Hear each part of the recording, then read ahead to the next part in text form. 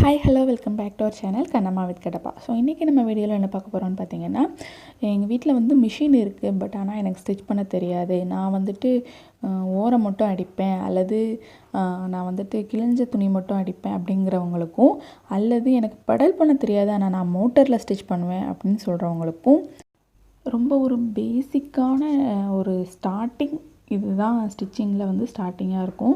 So அதை தான் இன்றைக்கி நான் உங்களுக்கு வந்து சொல்லித்தரப்போகிறேன்.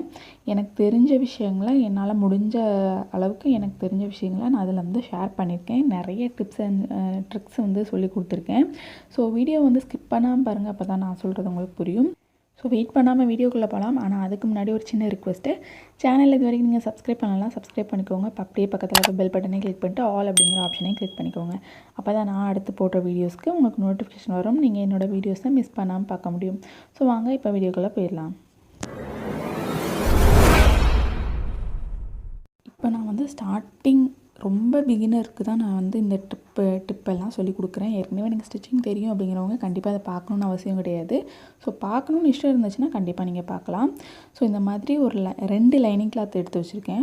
2 கிளாத்து சேமாக கட் பண்ணிவிட்டு அதில் வந்துட்டு பென்சிலோ அல்லது மார்க்கரோ வச்சுட்டு இந்த மாதிரி ஷேப்பில் மார்க் பண்ணிக்கோங்க. ஸ்ட்ரெயிட் லைனாக போடாமல் அது வந்து இப்படி கார்னர் ஸ்டிச் பண்ணுறதுக்காக நீங்கள் போட்டுக்கோங்க. ஸ்ட்ரெயிட் லைன் ஆனாலும் நீங்கள் ஃபஸ்ட்டு ஸ்டிச் பண்ணி பார்த்துக்கோங்க. பட் இது வந்துட்டு பேசிக். ஸோ ஓகேவா, நம்ம ஸ்ட்ரெயிட் லைன் போடுறதுக்கு பதிலாக இந்த மாதிரி ஒரு சின்ன கார்னர் வச்சுட்டு நம்ம ஃபஸ்ட்டே பழகலாம். ஸோ இந்த பார்த்திங்கன்னா உங்களுக்கு தெரியும், நான் ஒரு லைன் ஸ்டிச் பண்ணிட்டேன். அதுக்கு அடுத்து என்ன பண்ணணும் அப்படின்னா, அந்த கார்னரில் திருப்பும்போது ஊசியை வந்து உள்ளே வச்சுக்கோங்க. துணிக்குள்ளே வச்சுட்டு அப்படி திருப்புங்க. திருப்பிட்டு அந்த லைன் போட்டிருக்கீங்களா, மார்க் பண்ணியிருக்கீங்களா, அந்த மார்க் வந்துட்டு அந்த ஊசிக்கு ஸ்ட்ரெயிட்டாக இருக்காங்கிறத செக் பண்ணிட்டு அப்புறமா நீங்கள் ஸ்டிச் பண்ண ஆரம்பிங்க. அப்போ வந்து அந்த கார்னர் வந்து ஷேப்பாக இருக்கும். கரெக்டான லைனில் உங்களுக்கு ஸ்டிச் பண்ணிங்கனாலே ஒரு 2-3 தடவை இந்த மாதிரி நீங்கள் ஸ்டிச் பண்ணி பழகினாங்களே உங்களுக்கு லைன் வந்து கரெக்டாக வந்துடும். ஸ்ட்ரெயிட் லைன் வந்து பர்ஃபெக்டாக வந்துடும், ஃபினிஷிங்காகவும் இருக்கும். நான் சொல்கிற மாதிரி டிப்பை ஃபாலோ பண்ணிங்கன்னா இப்போ பார்த்தீங்கன்னா தெரியும், அந்த 2 அதாவது அந்த ஊசிக்கு நடுவில் ஒரு கேப் இருக்கா, ஃபூட்டுக்கு 2 ஃபூட்டுக்கு நடுவில் ஒரு கேப் இருக்குல்ல, அந்த கேப்புக்குள்ளே அந்த லைன் வந்து கரெக்டாக வருதா அப்படிங்கிறத செக் பண்ணிக்கோங்க. அப்படி செக் பண்ணிட்டு நீங்கள் ஸ்டிச் பண்ணிங்கன்னா கரெக்டான பர்ஃபெக்டான ஸ்ட்ரெயிட் லைனில் உங்களுக்கு ஸ்டிச் வந்துடும்.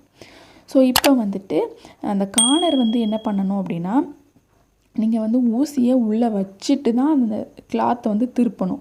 இப்போ நான் பாருங்கள், நான் உங்களுக்கு சொல்லித்தரேன். இப்போ வந்து ஸ்ட்ரெயிட்டாக அந்த கார்னரில் ஊசியை உள்ளே இறக்கிடுங்க. ஃபஸ்ட்டு உள்ளே இறக்கிட்டு அதுக்கப்புறமா ஸ்டிச் பண்ண ஆரம்பிங்க. இந்த மாதிரி கார்னரில் ஃபஸ்ட்டு நிப்பாட்டிடுங்க. நிப்பாட்டிட்டு உள்ளே இருக்கும்போதே நீங்கள் திருப்பணும். நீங்கள் ஊசி வெளியே இருக்கும்போதே நீங்கள் திருப்பினீங்கன்னு வச்சுக்கோங்களேன், அது வந்துட்டு அந்த லைன்லேருந்து வேறு இடத்துக்கு மாறிடும். கிளாத் வந்து வேறு இடத்துக்கு மாறிடும். அப்போ வந்து அது கரெக்டாக இருக்காது, ஃபினிஷிங்காகவும் இருக்காது. ஸோ அதனால் ஊசியை உள்ளே வச்சுட்டு நீங்கள் இந்த கிளாத்தை திருப்பும்போது உங்களுக்கு கரெக்டான லைன் வந்து கிடைக்கும். ஸோ அவ்வளோதான். இது வந்து ரொம்ப சிம்பிள் தான். பட் ஃபஸ்ட்டு ஸ்டிச் பண்ணும்போது கஷ்டமாக தெரியும், ஏதோ பெரிய மலை மாதிரி தெரியும். பட் நீங்கள் பழகிட்டிங்கன்னா கண்டிப்பாக ஈஸியாக தான் இருக்கும். பார்த்திங்கன்னா தெரியும் உங்களுக்கு கார்னர்லாம் எவ்வளோ பர்ஃபெக்டாக வந்திருக்கு அப்படின்னு. ஸோ இதுக்கு அடுத்து வந்துட்டு ஒரு கிளாத்தில் முந்தி அடிக்கிறது உங்களுக்கு தெரியும்னு நினைக்கிறேன். தெரியலைன்னா பார்த்துக்கோங்க. இந்த மாதிரி தான் சேரீயில் முந்தி அடிக்கிறதோ அல்லது வேஷ்டியில் அடிக்கிறதோ இந்த மாதிரி ஸ்டிச் பண்ணோம். ஃபஸ்ட்டு ஒரு ஃபோல்டு அண்ட் செகண்ட் ஒரு ஃபோல்டு, 2 ஃபோல்ட் பண்ணிட்டு லைட்டாக ஒரு ப்ரெஸ் பண்ணி விட்டுருங்க. ப்ரெஸ் பண்ணி விட்டுட்டு ஆள்காட்டி விரலை வந்துட்டு அப்படியே அந்த மடிப்பு மேலே வச்சுக்கோங்க. மடிப்பு மேலே வச்சுட்டு பார்த்திங்கன்னா தெரியும் உங்களுக்கு வீடியோவில், லைட்டாக அந்த மிடில் ஃபிங்கரை வச்சுட்டு ஒரு புல் பண்ணுங்கள். அந்த கிளாத்தை லைட்டாக ஒரு புல் பண்ணும்போது அது கரெக்டான அந்த மடிப்பு வந்து ஷேப்பில் உட்காந்துரும். ஸோ உங்களுக்கு ஸ்டிச் பண்ணுறதுக்கு ஈஸியாக இருக்கும். அந்த மடிப்பில் வந்துட்டு அந்த லைன் ஃபஸ்ட்டே நம்ம சொன்னோம்ல, லைனில் வந்து அந்த ஸ்ட்ரெயிட் லைனில் வந்து இருக்கணும், ஃபூட்டுக்கு நடுவில் இருக்கணும் அப்படின்னு. அதே மாதிரி அந்த மடிப்பு வந்துட்டு கரெக்டாக அந்த ஃபூட்டுக்கு நடுவில் இருக்கணும், ஊசிக்கு நேராக இருக்கணும். ஸோ அந்த மாதிரி ஸ்டிச் பண்ணிக்கோங்க. லைட்டாக ஒரு ஃபிங்கர் வச்சுட்டு எக்ஸ்ட்ரா இருக்க கிளாத்தை லைட்டாக இழுத்து விட்டிங்கன்னா கரெக்டாக அந்த மடிப்பு வந்து உட்காந்துக்கிறோம். ஸோ அந்த மாதிரி ஸ்டிச் பண்ணுங்கள். இப்போ பார்த்திங்கன்னா தெரியும் உங்களுக்கு எவ்வளோ பர்ஃபெக்டாக ஃபினிஷிங்காக இருக்குது அப்படின்னு. நான் இன்னொரு தடவை கூட ஸ்டிச் பண்ணி காட்டுறேன். அதே மாதிரி இன்னொரு விஷயம் என்னென்னா, 1.5 பாயிண்டில் வைங்க. எப்போவுமே ஸ்டிச்சிங் வந்து 1.5 பாயிண்டில் வைங்க. நீங்கள் அடிக்கடி பிரிக்கிற மாதிரி இருக்கிற ஸ்டிச்சஸ் மட்டும் கொஞ்சம் பெரிய தையலாக வச்சுக்கோங்க. மற்றபடி இந்த மாதிரி கார்னர்ஸ் மடித்து தைக்கிறதோ அல்லது லைனிங் அட்டாச் பண்ணுறது இந்த மாதிரி விஷயங்கள்லாம் கொஞ்சம் சின்ன தையலாக வச்சிங்கன்னா உங்களுக்கு ரொம்ப பர்ஃபெக்டாக இருக்கும், நல்லா ஃபினிஷிங்காக இருக்கும். இப்போ பார்த்தீங்கன்னா உங்களுக்கு தெரியும் நான் வந்துட்டு குட்டியாக போட்டிருக்க தையலுக்கும் பெரிய தையலுக்கும் உங்களுக்கு நிறைய டிஃப்ரெண்ட் தெரியும். ஃபினிஷிங் சுத்தமாக இருக்காது நீங்கள் பெரிய தையல் போட்டிங்கன்னா. இப்போ வந்துட்டு எட்ஜில் தையல் போடலாம். இந்த எட்ஜில் தையல் போடுறதுமே ஃபஸ்ட்டு நீங்கள் எங்கே ஸ்டார்ட் பண்ணுறீங்களோ அதே நேர் லைனில் தான் நீங்கள் வரணும். கொஞ்சம் விலகுனாலும் அது வந்து ஃபினிஷிங் இருக்காது. ஸோ இது வீடியோவில் கிளியராக தெரியலை. அந்த சின்ன தையலுக்கும் பெரிய தையலுக்கும் உள்ள டிஃப்ரென்ஸ் வந்து அந்த ஃபோட்டோவில் பாருங்கள் தெரியும். ஸோ யார் தைச்சாலுமே அதோட ஃபினிஷிங் வந்து சேஞ்ச் ஆகும். நல்லாவே டிஃப்ரென்ஸ் தெரியும். ஸோ சின்ன தையல் வச்சு தைக்கும்போது நல்ல ஃபினிஷிங் இருக்கும். ஸோ இப்போ வந்துட்டு நான் 2 லைனிங் கிளாத் எடுத்திருக்கேன். இது எதுக்குன்னா, இந்த தையல் எதுக்கு யூஸ் ஆகும் அப்படின்னா, லைனிங் கிளாத் அட்டாச் பண்ணுவோம்ல, இந்த பட்டி ப்ளவுஸில் இருக்கக்கூடிய பட்டி ஆகட்டும் அல்லது ஸ்லீவை வந்து லைனிங் கிளாத்தோடு அட்டாச் பண்ணுவோம்ல, அந்த டைமில் இது வந்து யூஸ் ஆகும். இது பார்த்திங்கன்னா 2 லைனிங் கிளாத், இப்போ நான் 2 லைனிங் கிளாத் மட்டும் தான் அட்டாச் பண்ணி காட்டுறேன். ஒரிஜினலையும் லைனிங்கையும் வச்சுட்டு நீங்கள் இந்த மாதிரி ஒரு 1/2 இன்ச்சுக்கு 1/4 இன்ச்சுக்கு ஸ்டிச் பண்ணிக்கோங்க. ஸ்டிச் பண்ணிவிட்டு இந்த மாதிரி சென்டரில் இப்படி ஒரு ப்ரெஸ் பண்ணி அழுத்தி விட்டிங்கன்னா இது வந்துட்டு எக்ஸ்ட்ரா நம்ம லைனிங் கிளாத் அட்டாச் பண்ணுவோம்ல, லைனிங் கிளாத் இல்லை, ஒட்டு போடுவோம்ல, ஸோ அந்த மாதிரி டைமில் இது வந்து யூஸ் ஆகும். அப்படி இல்லாமல் பின்னாடி இருக்கக்கூடிய அந்த எக்ஸ்ட்ரா துணி இருக்குல்ல, அதையும் சேமாக ஒரே இடத்துல வச்சுட்டு நம்ம ஏற்கனவே தையல் போட்டிருப்போம், அது பின்னாடி இருக்கும், ஃப்ரண்ட்டில் நம்ம தையல் போடுவோம் இப்போ. ஸோ அந்த எட்ஜில் நீங்கள் தையல் போடும்போது செம்ம ஃபினிஷிங்காக இருக்கும். இது வந்துட்டு ஃப்ரண்ட்டில் உள்ள கிளாத்து பேக்லேயும் தெரியாது, பேக்கில் உள்ள கிளாத்து ஃப்ரண்ட்லேயும் தெரியாது. ஸோ அந்தளவுக்கு பர்ஃபெக்டாக இருக்கும். இப்போ நீங்கள் மடித்து காட்டினோன்னா உங்களுக்கு தெரியும்னு நினைக்கிறேன். ஸோ இப்போ வந்துட்டு நம்ம இதில் ஒரு ஃபூட் அளவுக்கு நம்ம வந்து ஸ்டிச் பண்ணிக்கலாம். இதுக்கு மேலே நம்ம வந்து ஸ்லீவுக்கு அந்த மாதிரி தான் ஸ்டிச் பண்ணுவோம். ஜாயின் பண்ணுறதா இருந்தால், லைனிங் கிளாத்தோடு ஜாயின் பண்ணுறதா இருந்தால் இப்படி தான் ஸ்டிச் பண்ணுவோம். ஸோ பார்த்திங்கன்னா ஒரு ஃபூட் அளவுனா என்னென்னு நான் சொல்லிடுறேன். இந்த ஃபூட்டை தாண்டி வெளியே வரக்கூடாது. அந்த ஊசிக்கும் இந்த சைடு இருக்க ஃபூட் இருக்குல்ல, ஒரு ஃபூட்டு, ஸோ இதுக்கும் இடையில இருக்கக்கூடிய அந்த அளவு தான் வந்துட்டு ஒரு ஃபூட் அளவு.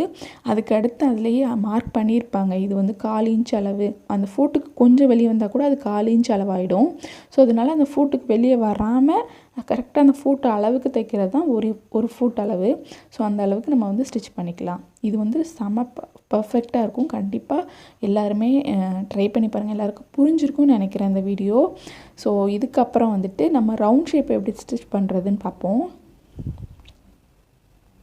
இப்போ பார்த்திங்கன்னா நான் ஃபஸ்ட்டு சொன்ன மாதிரியே 2 லைனிங் கிளாத்து சேமான கிளாத் எடுத்திருக்கேன். ஸோ அதில் வந்துட்டு இந்த மாதிரி சர்க்கிள் ஷேப்பில் லைன் போட்டிருக்கேன், ஏற்கனவே போட்டு வச்சுருக்கேன். ஸோ இந்த மாதிரி லெஃப்ட் ஹேண்டில் வந்துட்டு லைட்டாக இழுத்துட்டு ரைட் ஹேண்டில் உள்ளே தள்ளுங்க.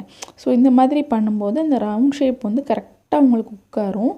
கரெக்டாக அந்த லைனுக்கு, அந்த ஊசிக்கு இந்த பக்கம் ஒரு கை அந்த பக்கம் ஒரு கை இருக்குல்ல, லெஃப்ட் ஹேண்ட் வந்து லைட்டாக ஒரு புல் பண்ணுங்கள், அதே மாதிரி ரைட் ஹேண்ட்டு புஷ் பண்ணுங்கள். இந்த மாதிரி பண்ணும்போது கரெக்டாக அந்த ரவுண்ட் ஷேப் வந்து உட்காந்துரும். அதே மாதிரி இன்னொரு விஷயம் நான் சொல்லணும் என்னென்னா, ஃபஸ்ட்டு நீங்கள் பிகினராக இருக்கீங்க, இப்போ தான் ஸ்டார்ட் பண்ணியிருக்கீங்க அப்படின்னா, நிறைய வந்து இந்த மாதிரி குட்டி குட்டியான ட்ரையாங்கிளோ அல்லது இந்த மாதிரி ஸ்கொயரோ சர்க்கிளோ இந்த மாதிரி குட்டி குட்டியாக வரைஞ்சிட்டு ஸ்டிச் பண்ணி பார்த்திங்கன்னா உங்களுக்கு சீக்கிரமாகவே பர்ஃபெக்டான ஃபினிஷிங் வந்து உங்களுக்கு கிடைக்கும். ஸோ இந்த வீடியோ அவ்வளோதான். சொல்லி தந்த டிப்ஸ் எல்லாம் புரிஞ்சிருக்கும்னு நம்புகிறேன். நீங்கள் ட்ரை பண்ணி பார்ப்பீங்கன்னு நம்புகிறேன். கண்டிப்பாக ட்ரை பண்ணி பார்த்துட்டு கமெண்டில் சொல்லுங்கள் புரிஞ்சுதா புரியலையா அப்படின்னு. அண்ட் இதே மாதிரி இன்னும் நிறைய வீடியோஸ் நம்ம சேனலில் வந்துகிட்டே இருக்குது. எல்லாமே நீங்கள் பார்க்கணுன்னா கண்டிப்பாக சேனலை சப்ஸ்கிரைப் பண்ணிவிடுங்க. அப்படியே பக்கத்தில் இருக்க பெல் பட்டனையும் கிளிக் பண்ணிட்டு ஆல் அப்படிங்கிற ஆப்ஷனையும் கிளிக் பண்ணிக்கோங்க. அப்போனா தான் நான் அடுத்து போடுற வீடியோஸை உங்களுக்கு நோட்டிஃபிகேஷன் வரும். அண்ட் ஸ்டிச்சிங் சம்மந்தமாக மட்டும் இல்லாமல் ரெசிபீஸோ கேக் ரெசிபீஸு அப்புறம் இன்ஃபர்மேட்டிவான விஷயங்கள்லாம் நம்ம சேனலில் நிறையா போஸ்ட் பண்ணிகிட்ருக்கோம் டெய்லி. ஸோ மிஸ் பண்ணாமல் பார்க்கணுன்னா கண்டிப்பாக சப்ஸ்கிரைப் பண்ணுங்கள். தேங்க்ஸ் ஃபார் வாட்சிங்.